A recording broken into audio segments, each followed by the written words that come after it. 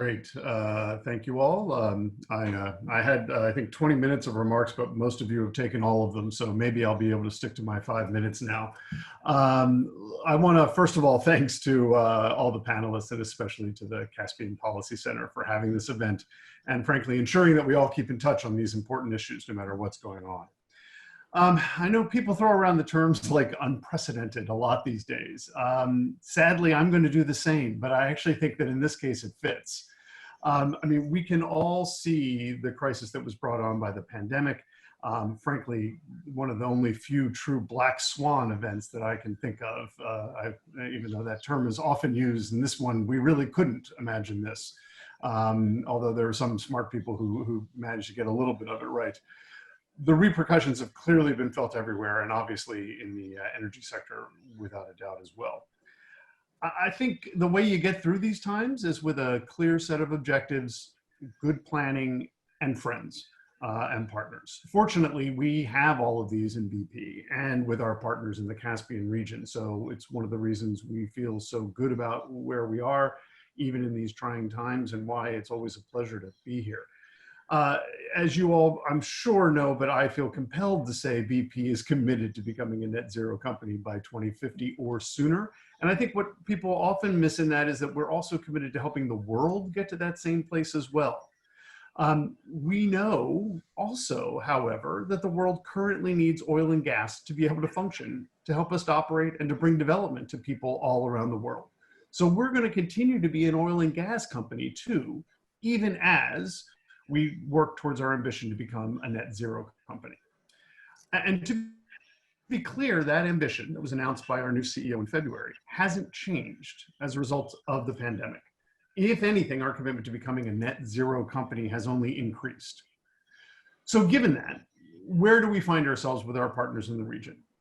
Where we find ourselves is still committed to working with our longstanding friends to figure out how to produce and transport the energy the world needs in a way that also appreciates and understands that we have to do so in a way that spends less of our overall carbon budget in the world.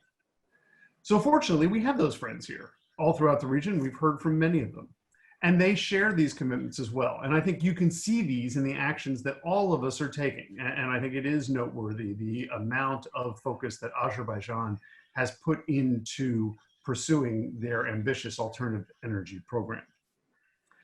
To a large extent, you know, when things are at their roughest, you go to where you have your closest partners and where you know the environment best.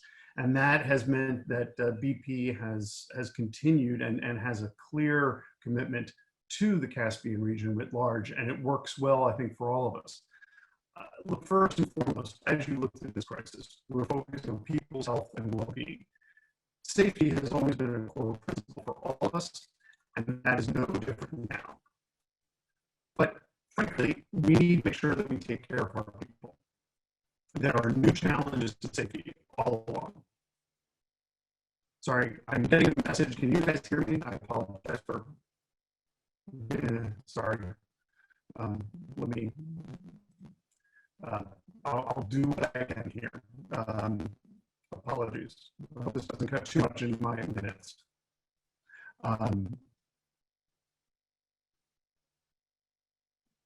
Don't worry about it. Just keep going. Okay, let me see if I can. I'll pull up. Maybe go off video. Okay, I will take myself off video, and then we will see how it goes.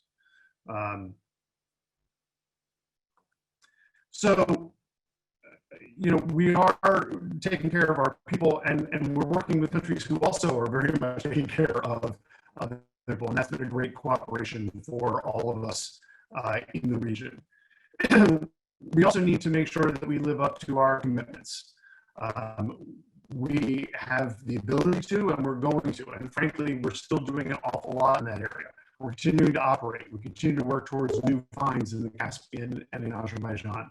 Continue construction of new platforms, although clearly it's been affected in terms of timing. The Southern Gas Corridor we've already talked about, continue to build and finish. We transferred technical operatorship of the South Caucasus pipeline in March to SOCAR.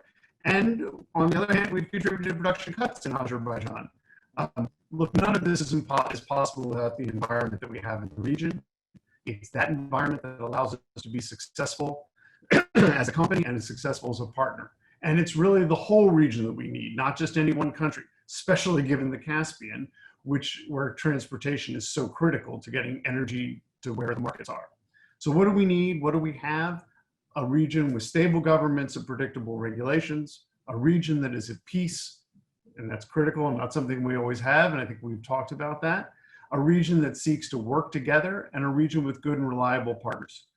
Look, we in BP have been fortunate to be in this region for many decades. We understand it, and we have many friends here. That's why we continue to seek opportunities, not just maintain where we have, but seek new opportunities in the region, and some of those were mentioned as well. I think as long as the environment stays that way, it won't just be BP who sees opportunities here in the region, and all of us who are here in the region and committed to the region will benefit as everyone continues to prosper. Thank you. I'll stop it there and hopefully that made through.